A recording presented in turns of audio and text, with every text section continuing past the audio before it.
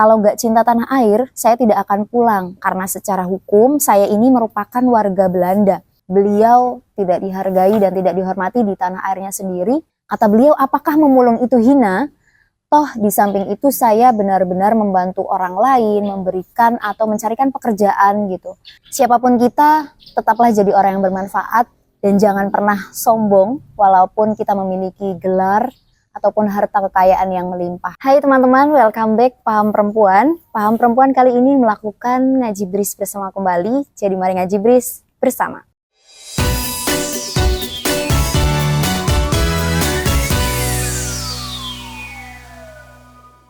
Nah, ngaji bris bersama kali ini kita akan sedikit lebih berbeda dari ngaji bris sebelumnya, teman-teman. Karena ngaji bris kali ini akan membahas terkait salah satu biografi seseorang yang menurut kami teman-teman harus tahu. Siapa dia? Ini dia terkait Susilo Tur, pemulung bergelar doktor filsafat. Ini dia Susilo Tur. Teman-teman, untuk teman-teman yang belum tahu Susilo Tur itu siapa? Susilo Tur itu adalah adik dari sastrawan Indonesia, yakni Pram atau Pramudia Anantatur. Nah, Susilo Tur ini lahir di Blora, Jawa Tengah, tanggal 17 Februari 1937. Beliau adalah seorang doktor filsafat lulusan dari Plekhanov Institute Moskow, Rusia, yang mana beliau juga lulus di tahun 1971. Beliau juga mengurusi perpustakaan Pataba di rumah masa kecil Pramudia. Pada usia tuanya dia juga masih aktif mengurusi dunia perbukuan. Sehari-hari beliau hidup menjual buku, menulis, menyunting, memulung, memelihara ayam dan kambing meskipun ia memiliki gelar doktoral dan mengelola perpustakaan yang terkenal sampai ke luar negeri. Nah teman-teman, di sini karena fokusnya adalah di bagian beliau ini pemulung gitu. Jadi aktivitas-aktivitas yang sudah saya sebutkan tadi, ada satu hal yang mungkin orang-orang berpikir bahwa kegiatan beliau ini tidak lazim dilakukan. Karena banyak ya orang-orang yang memiliki gelar tinggi, yang mana dalam hal ini beliau doktor filsafat tidak atau apa ya, merasa jaim lah atau gengsi lah gitu ketika melakukan suatu pekerjaan yang tidak seimbang atau tidak berkesinambungan dengan gelar yang dia miliki. Namun Mbah Susilo Tur ini malah melakukannya, yakni memulung tadi, walaupun banyak aktivitas selain daripada itu ya teman-teman. Nah, beliau saat ini masih hidup dan berusia 87 tahun, yang mana beliau dalam setiap harinya, khususnya lebih ke kegiatan di malam hari, beliau itu mengais bak sampah untuk mendapatkan barang-barang yang memang masih bisa dijual untuk memperoleh sebuah rupiah.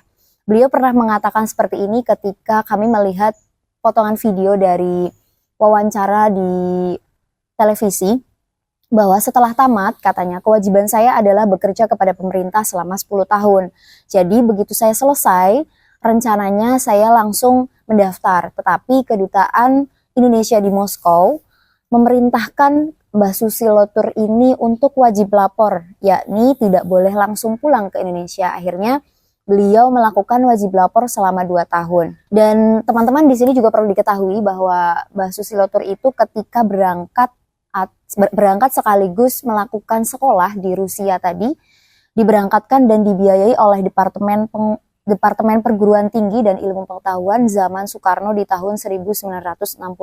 Jadi kalau kita flashback gitu ya, sudah berpuluh-puluh tahun dan beliau saat ini umurnya 87 tahun teman-teman. Dan ijazahnya tidak pernah diakui oleh pemerintah Indonesia. Dan ketika pulang ke Indonesia tadi, awalnya adalah ya Mbah Susilo ini mengabdi gitu ke Indonesia dengan keilmuan yang beliau miliki. Tetapi ketika pulang ke Indonesia, pada kenyataannya beliau itu masuk dalam salah satu daftar tahanan politik atau tapol. Jadi ketika di Indonesia itu memang langsung dibui dan masuk penjara. Dan menurut ceritanya, kami mengutip beberapa website, beliau itu pulang ke Indonesia tahun 1973 dan langsung masuk bui 6 tahun lalu, dan bebas di tahun 1978. Nah, pada cerita-ceritanya itu beliau dipenjara selama 6 tahun, tetapi masih kurang 4 tahun dan tidak ada tindak lanjut apa-apa Dan beliau bilang bahwa ya sudah, tidak apa-apa dengan kenyataan yang beliau rasakan di tanah airnya, tanah Indonesia gitu. Dan setelah bebas, Mbah Sus memang benar-benar melakukan kehidupannya dengan sangat sederhana, teman-teman. Karena banyak sekali tuduhan-tuduhan yang mana dalam hal ini meranah ke negatif tadi ya. Beliau dituduh komunis dan lain sebagainya. Jadi masih banyak pertanyaan-pertanyaan atau tanda tanya besar yang dalam hal ini terkait sejarah yang mungkin anak-anak muda saat ini tidak tahu gitu secara mendetailnya bagaimana cerita beliau. Tapi nanti mungkin akan aku utarakan masa kecilnya, masa-masa beliau sekolah di sana, masa bekerja dan lain sebagainya. Dan ada perkataan beliau yang saya kira mengiris hati, teman-teman. Beliau berkata seperti ini, kalau nggak cinta tanah air, saya tidak akan pulang karena secara hukum saya ini merupakan warga Belanda. Karena Belanda mengakui Indonesia pada tahun 1949, sedangkan saya lahir di tahun 1937. Jadi waktu itu banyak sekali yang menawari saya ke Belanda untuk bekerja di perpustakaan Amsterdam. Ujarnya seperti itu.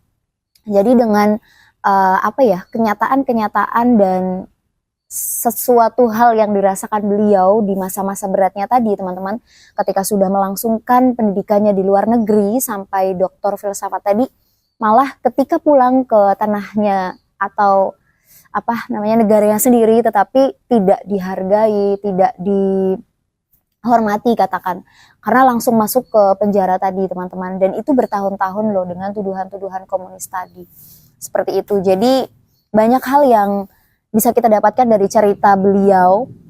Dan teman-teman, ketika memang teman-teman mau ketemu dengan Mbah Sus atau Susilotur ini, teman-teman bisa main ke rumahnya di Blora, Jawa Tengah. Nah, di sini juga ingin kami sampaikan terkait masa kecil beliau.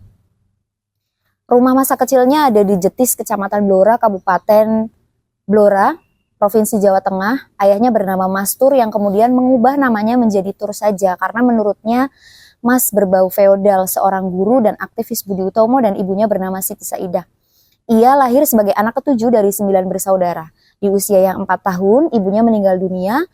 Ayahnya mendukung aktivitas kemerdekaan Indonesia, di mana ia menjadi kepala sekolah Institut Budi Utomo yang sebelumnya ditinggalkan oleh Dr. Sutomo. Ketika ia lahir, keluarganya dalam kondisi ekonomi yang sulit, di mana hutang menumpuk, surat-surat tanah pun dijual, guna melunasi pembelian lahan dan bangunan institut tersebut. Sekolah tersebut belakangan mengalami kemunduran akibat ordinasi sekolah liar Hindia Belanda pada tahun 1932.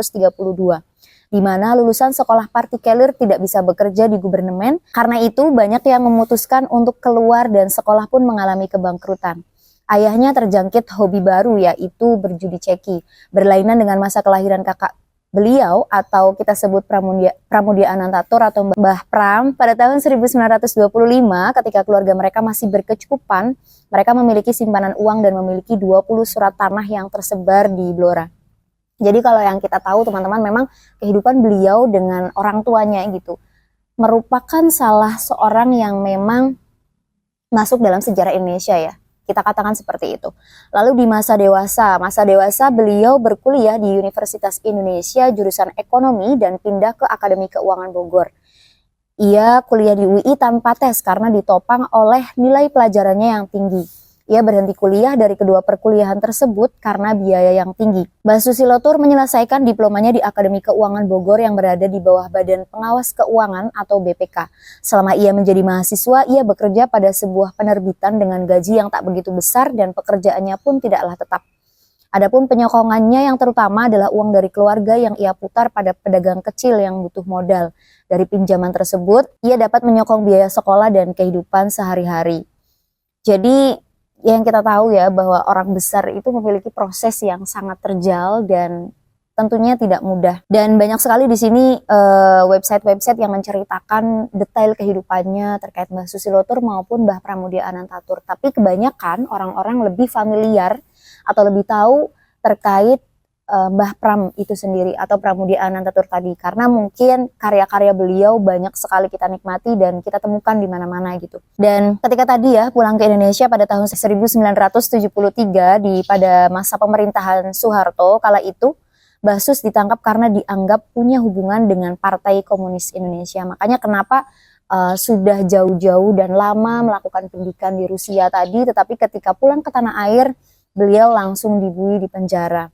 Karena itu tadi, bersinggungan ataupun beliau ini dituduh komunis, seperti itu teman-teman.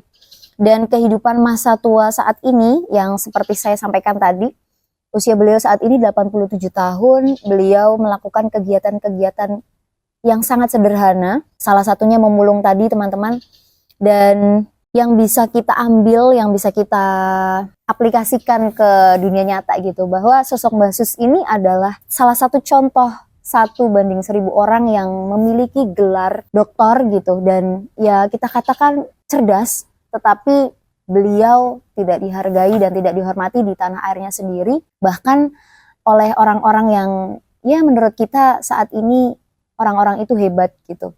Jadi tidak ada penghormatan atau penghargaan yang terlalu tinggi gitu kepada sosok Mbah Sus ini. Beliau hidup dengan sangat sederhana, dan ada kalimat juga yang beliau ucapkan teman-teman terkait kegiatannya dalam hal ini memulung tadi. Beliau bilang seperti ini, jadi pemulung itu di samping berguna bagi diri saya, yakni menjadi kenikmatan katanya. Menjadi kenikmatannya di bagian apa? Beliau merasa bisa membantu dan mencarikan pekerjaan untuk orang lain. Kata beliau, apakah memulung itu hina? Toh di samping itu saya benar-benar membantu orang lain, memberikan atau mencarikan pekerjaan gitu, agar orang lain juga masih bisa berkehidupan atau bertahan hidup dengan sebaik-baiknya gitu. Jadi jangan pernah menganggap bahwa pemulung itu hina, kata beliau. Karena beliau merasa dengan menjadikan dirinya sebagai pemulung atau memiliki aktivitas pemulung tadi, beliau merasa terhormat. Seperti itu teman-teman. Nah teman-teman, tadi kita udah banyak menceritakan terkait kehidupan beliau, dan saat ini beliau masih hidup, dan teman-teman juga harus tahu nih apa saja sih apresiasi dan penghargaan yang pernah beliau dapatkan. Di sini kami akan sampaikan ya apresiasi dan penghargaan yang pernah beliau dapat pada tahun 2015 di Universitas Negeri Semarang. Visian Pramudika dan Diana Noviana mengikuti Eagle Award Documentary Contest yang diselenggarakan oleh Metro TV, membuat film yang mengangkat tema Susilotur atau Mbah Sus tadi dengan judul film Tinta Prajut Bangsa, dan berhasil memenangkan kategori film. Jadi ketika kami ngaji bris di sini, walaupun singkat gitu ya, gimana caranya orang-orang juga tahu, atau muda-mudi Indonesia ini khususnya tahu gitu sosok Mbah Sus atau Susilotur tadi. Pada tahun 2018, novel Susilotur juga meraih hadiah Prasidatama dengan judul Dunia Samin pada tahun 2018 tadi ya teman-teman, oleh Bupati Blora Joko Nugroho. Beliau memberikan hadiah kepada Susilotur sebagai mentor kepada para penulis muda. Lalu pada tahun 2019, Susilotur juga diundang ke acara Hitam Putih Trans 7 yang dibawakan oleh Deddy Corbuzier setelah berita tentang hobinya sebagai pemulung diangkat ulang oleh Jawa Pos Radar Kudus dan viral.